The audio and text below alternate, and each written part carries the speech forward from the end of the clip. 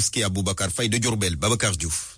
Ce n'est qu'à la fin de la prière que les flics se sont montrés. À la clé, des questions pour comprendre ce qui s'est passé. Force de l'ordre, oui. Nous leur tirons au chapeau. Ils se sont montrés disciplinés et courtois. Ils sont venus nous poser des questions. Comme qui est l'imam?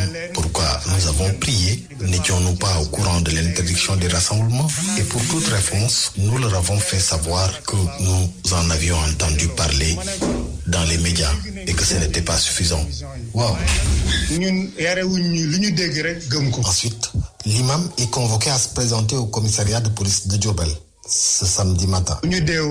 S'il plaît à Dieu, nous allons déférer à la convocation, puisqu'aussi ce ne sont que les juges. Ce sera l'occasion pour lui de s'expliquer sur les motivations qui l'ont amené à conduire cette prière du vendredi, pourtant interdite, un exercice qu'il a tenté avec nous. Je veux juste préciser que cette prière n'est pas une forme de défiance à l'autorité. Nous n'avons pas prié pour étaler nos connaissances, encore moins montrer un monde fou, mais juste que la période l'exige. Les prières doivent se faire.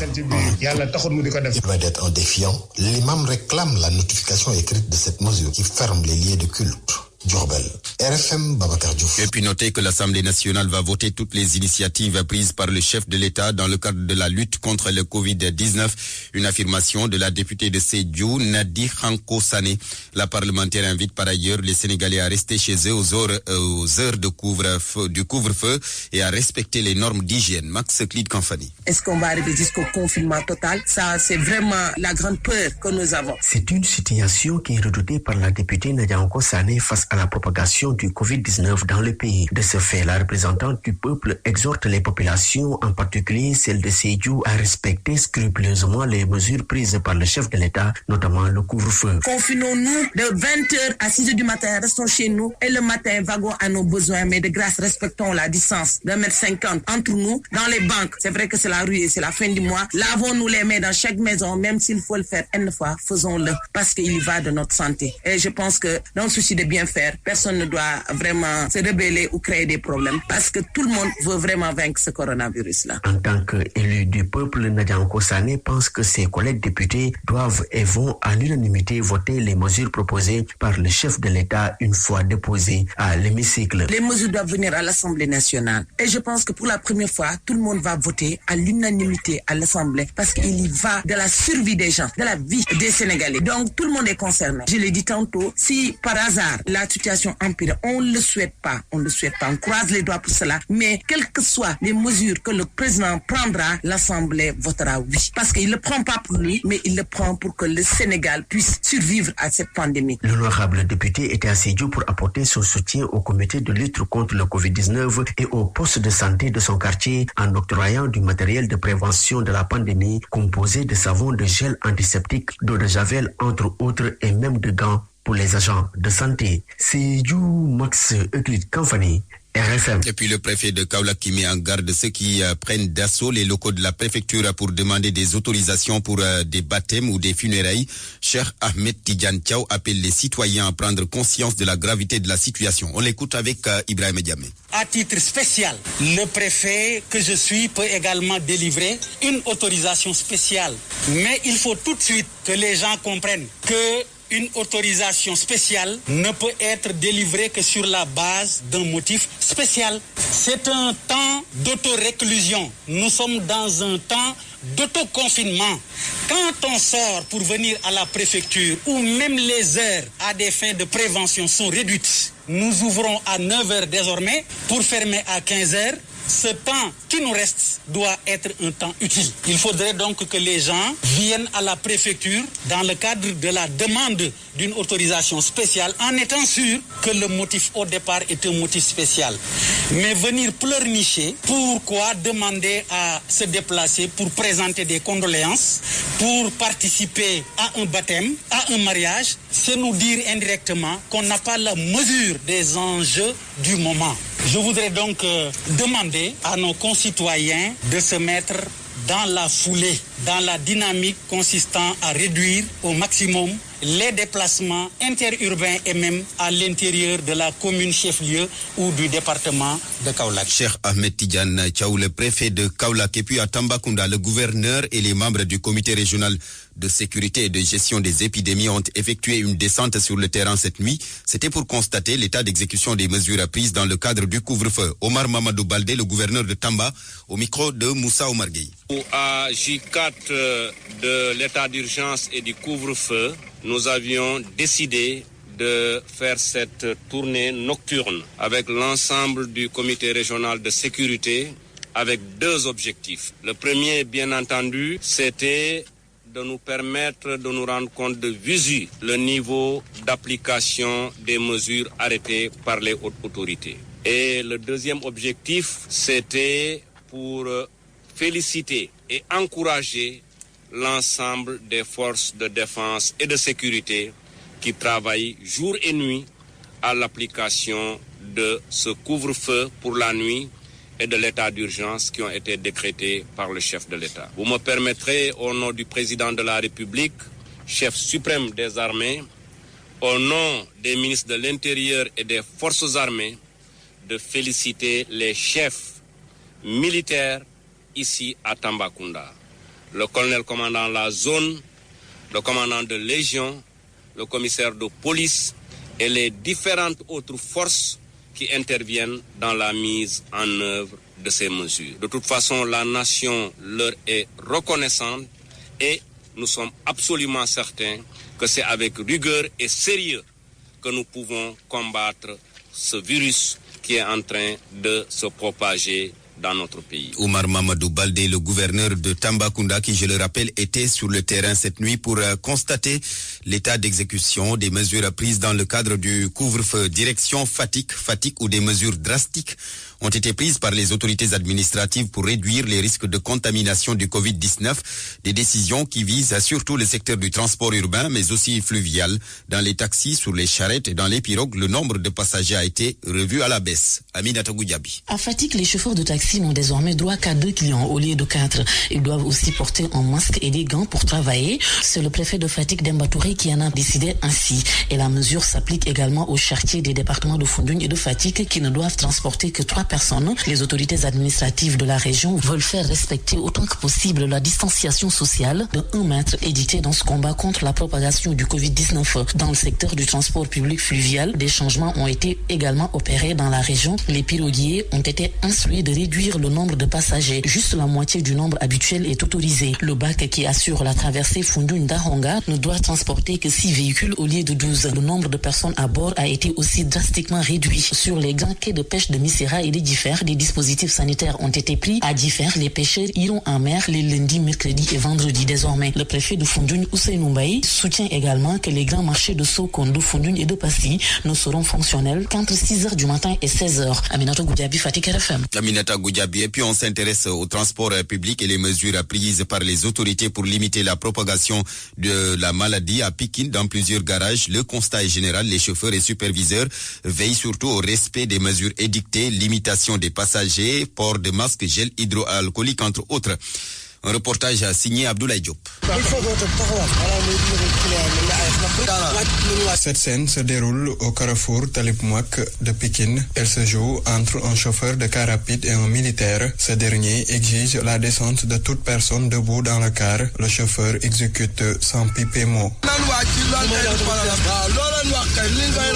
Dans un autre garage, une file indienne de véhicules attendant leur tour. Ici, les mesures prises par les autorités sont respectées, confirme Thierno Kama, chauffeur. Nous respectons les mesures, nous ne prenons que de clients, mais le seul problème, c'est qu'ils sont fort rares, ces clients-là. Nous mettons nos masques et les gants. Parfois, on a un gel hydroalcoolique pour les clients.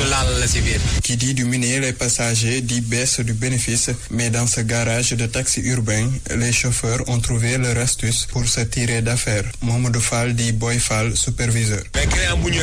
Aux clients avec respect et après un accueil chaleureux, de payer les 2 places restants. C'est pour pallier à la cherté de l'essence. Mais les clients sont contents de ça car nous les expliquons. Le ministère des Transports terrestres a sorti une batterie de mesures pour freiner la propagation du coronavirus, allant de la limitation des passagers au port de masques obligatoires jusqu'à la désinfection des véhicules au moins une fois la journée. Abdoulaye Diop, 7h12, Merci de suivre le journal sur la radio Futur Média. Une courte pause. RFM, la radio de toute l'actualité. Et puis les Sénégalais bloqués à la frontière entre le Sénégal et la Mauritanie, loin de voir le bout du tunnel, ils ne seront pas autorisés à traverser dans ce contexte de propagation du Covid-19, mais ils peuvent soit rester à Rosso Mauritanie, la ville frontalière, ou alors retourner à leur lieu de résidence en Mauritanie. Mohamed Diop. La frontière ne sera pas ouverte ni pour les Mauritaniens venus du Sénégal, ni pour les Sénégalais venus de la Mauritanie. C'est ce qui ressort des discussions entre les autorités mauritaniennes et la délégation de l'ambassade et des représentants de la communauté sénégalaise. Mais pour les Sénégalais restés bloqués à la frontière, 38 parmi eux seront transportés gratuitement vers leur lieu de résidence respectif en Mauritanie. La plupart résidaient dans la capitale Nouakchott, mais il y a quelques-uns qui vont partir jusqu'à Nouadhibou, dans le nord du pays. Les autres ont souhaité rester à Rosso Mauritanie, car il s'agit surtout de marchands ambulants qui peuvent continuer leur activité commerciale sur place. Mohamed Diop, Nouakchott, RFM. Le Covid-19, le virus semble changer d'épicentre depuis hier. Les États-Unis sont maintenant le pays qui compte le plus de cas de contamination ou de cas confirmés à la date d'hier. Donc, 82 000 cas confirmés et plus de 1200 morts. New York, l'État le plus touché avec ses 44 000 cas, abrite 9 000 Sénégalais. Eh bien, nos compatriotes disent vivre difficilement le confinement. Salif Sow. Le maire de New York a décidé ce vendredi de prolonger le confinement des habitants de sa cité pour 15 jours encore. De Blasio a ainsi décidé de fermer les grands axes routiers de la ville tous les soirs de 19h à 22h. New York abrite 44 000 des 82 000 cas confirmés comptent enregistrer les États-Unis. Nos compatriotes confinés dans leurs appartements, si à Bronx et Harlem, témoignent ici.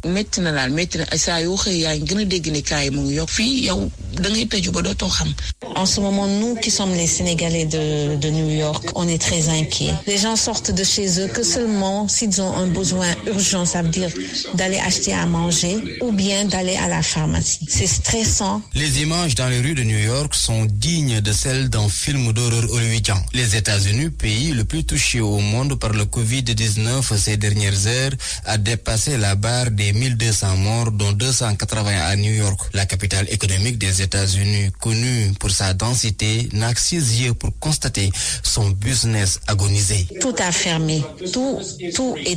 Je vous dis, restaurants, boutiques, tout est fermé. Les Sénégalais sont cloîtrés dans leur maison. Plus de 8000 Sénégalais résident à New York pour le moment. Aucun Africain présent sur le territoire nord-américain n'est touché par le virus mortel, mais l'inquiétude gagne de plus en plus du terrain au pays de l'oncle Sam. Pour le moment, nous n'avons signalé aucun Sénégalais affectés. Le Trésor public américain s'arme de 2 milliards de dollars pour gagner la guerre contre le Covid-19. Salif Sow, en Gambie, Adama Barrow s'est à nouveau adressé à la nation. Deuxième allocution en l'espace de 10 jours. Promesses, assurances et restrictions pour vaincre le Covid-19. Voilà le résumé du message du chef de l'État gambien, Ouri Diallo. Hello, Gambians. Comme dans une épreuve de dissertation, Adama Barrow fait d'abord son introduction. Nous le savons tous, le coronavirus est devenu un problème pour tous les pays du monde. C'est pourquoi mon gouvernement et moi-même avons opté pour la vigilance en renforçant les mesures de prévention, dit-il. Et puis le chef de l'État gambien, dans sa partie développement, ici, il fait des annonces et surtout des recommandations afin de vaincre la pandémie Covid-19. Tout marché non essentiel doit fermer. Doit aussi fermer tout lieu public non essentiel, poursuit Barrow, citant entre autres les bars, les vidéoclubs, les discothèques, etc. Le président ne s'arrête pas à ces 2 mesures restrictives, bien au contraire, il en sort encore 2 autres, plus souples cette fois-ci. Mariage, baptême et funérailles ne sont pas interdits, mais tout au plus, un nombre de 10 participants est permis, explique Adama Barrow. Et puis le secteur du transport. Et oui, Barrow en a aussi parlé, précisant que tout véhicule de transport public doit désormais transporter la moitié du nombre de passagers prévus. Arrive enfin la phase conclusion. Le président gambien fait une autre annonce. 500 millions de dalasi, environ 1 milliard de francs CFA déjà débloqués pour lutter contre l'ennemi public numéro 1, bien sûr le coronavirus. I thank you. Okay, attention. RFM Banjul, Ouri Diallo. Ouri Diallo, en Guinée-Bissau, le président Oumarou Sissoko Embalo a décrété 15 jours d'état d'urgence, 15 jours renouvelables.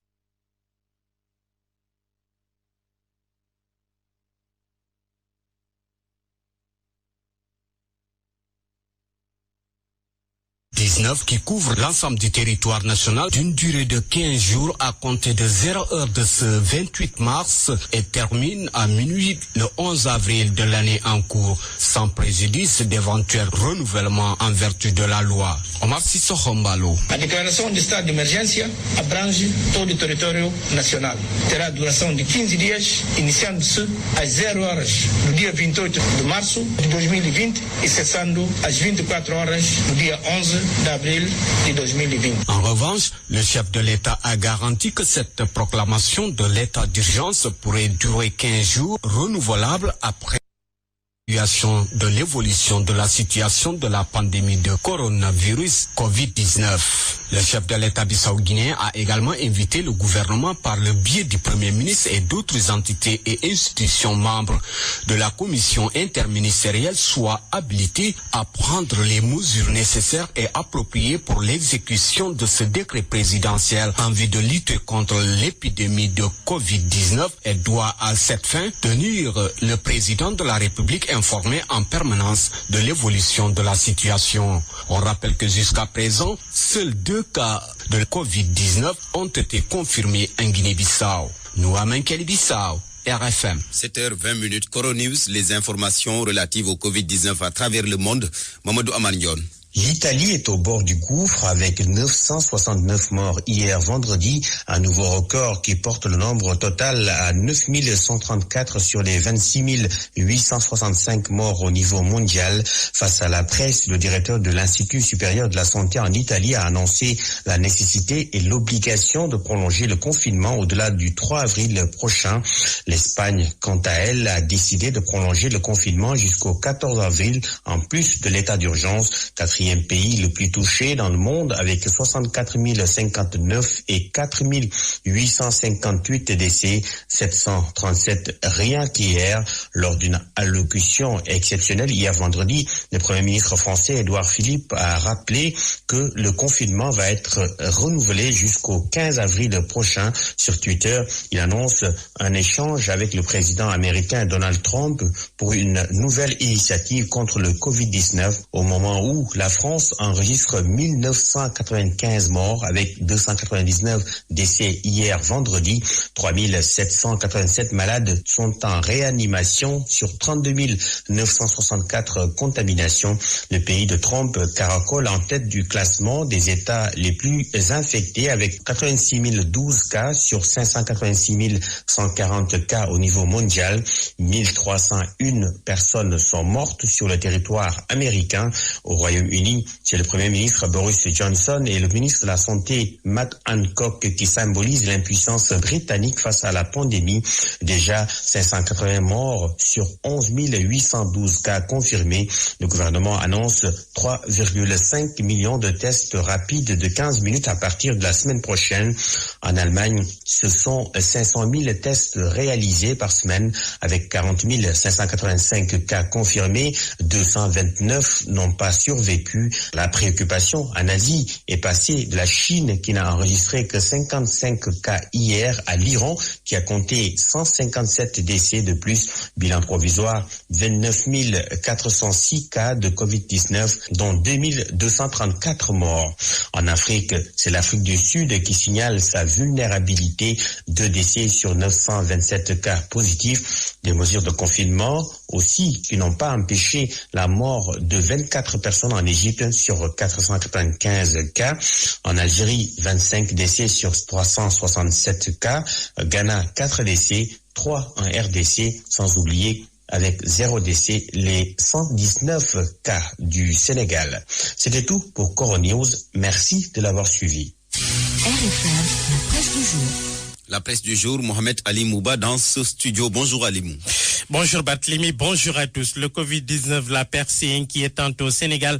C'est un nouveau cas positif en 72 heures. Bûcheron Libération, lequel confrère constate qu'avec 25 cas sur les 65 comptabilisés dans la région hier, rien que le district de Dakar, Ouest compte désormais plus de patients positifs que la région de Thiès qui en est à 18. à égalité presque parfaite avec Diourbel 26. Le district de Sangalkam 2 cas positifs, Rufisque 5, Dakar Sud 16 pour Vox Populi. Point de doute, il s'agit d'un nouveau record de 14 cas jour, 119 malades en tout. Le Covid-19 en chiffres, qu'est-ce que cela donne effectivement au Sénégal? Vox Populi nous dit que c'est 59 cas importés, 52 contacts, 8 cas communautaires en 26 jours de lutte. Source A en conclut que le serpent continue de mordre et que c'est en train de devenir un cas selon le journal Source A. Cette transmission communautaire là-bas, mon confrère note que le personnel médical cherche toujours le cas zéro, relève de son côté le journal Le Quotidien. La psychose s'installe dans la ville comme remède. La Tribune s'en remet à Godot. 3 mots en manchette. Prions pour éviter la catastrophe. En attendant, l'inquiétude de la psychose s'installe dans un commissariat de police de Dakar, informe l'Observateur. C'est parce qu'une dame testée positive a été auditionnée là-bas. Au même moment, un faux médecin arrêté par la police. Selon l'Observateur, l'imposteur réalisait des tests de coronavirus. Dr Samba a diagnostiqué beaucoup de cas suspects. Le confrère relève qu'il a été démasqué par l'Institut Pasteur de Dakar. L'homme avait fini de signer des partenariats avec une dizaine de sociétés de la place. La lutte contre le Covid-19 et l'élan, ou plutôt les élans de solidarité. Le Soleil indique ce matin que plus de milliards de francs CFA a été collectés en compte ouvert pour accueillir les contributions. Le journal Les Échos relève ce que Macky Sall prend aux députés, ou plutôt leur demande devant l'urgence et pour aller vite dans la prise de décision. Le chef de l'État demande l'autorisation de gouverner par ordonnance. Un projet de loi numéro 09-2020 devra être adopté dans ce sens en procédure d'urgence. Le ministre de la Justice va défendre le projet. Le bureau de l'Assemblée nationale et la conférence des présidents s'est réunis ce lundi. Il va donc décider du calendrier de l'examen du dit projet. Le confrère rappelle qu'avec cela, il peut être mis fin à l'état d'urgence par décret avant l'expiration du délai fixé. Tout dépendra de l'évolution de la situation. Baïdi Agne s'exprime ce matin dans le journal Les Échos pour parler au nom du patronat. Selon lui, le chef de l'État n'a jamais dit qu'il n'était pas satisfait de son secteur privé pour sa modeste contribution. Aliou Sané de Yanamar confie à mon confrère, nous dit à mon confrère que tout cela, tout ce qu'il faut, il dit à Macky Sall ce qu'il faut faire pour soulager plutôt les ménages sénégalais. Nous avons, dit-il, proposé au chef de l'État que sur les 3 prochains mois, que le gouvernement prenne en charge les factures d'eau et d'électricité.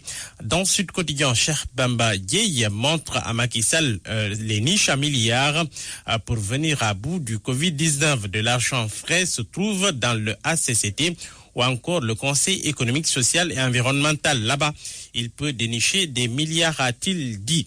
L'interdiction des rassemblements sursoir à la prière du vendredi, certains continuent de faire dans la résistance, une minorité tout de même, informe le journal sur ça. L'imam de Pikine Tableau Wallo, arrêté pour avoir violé la mesure. La grande mosquée de Serigne Touba, exceptionnellement fermée aux fidèles à Diourbel, rapporte la Tribune. La police a interrompu un baptême à Darumanam. C'est à Touba. Source A relève que la police a arrêté la mère du nouveau-né.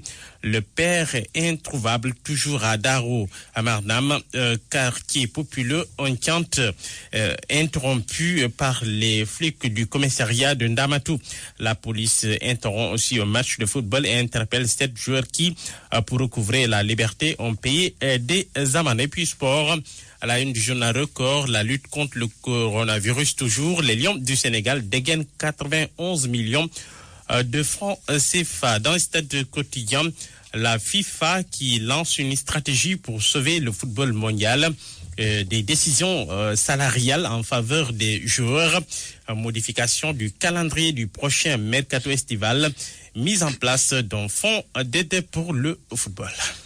Merci beaucoup Mohamed Ali Mouba. C'était donc la revue de la presse à 7h28. C'est la fin de ce journal présenté par Barthélémy Gom. RFM Week-end se poursuit. RFM Week-end en télétravail. Anna Rocha depuis chez elle. Anna, je te rends la parole. Merci messieurs. Retour de l'info à 8h. Le journal en Wolof de Ndaté Diop. RFM Week-end, la suite juste après la page de pub. À tout de suite.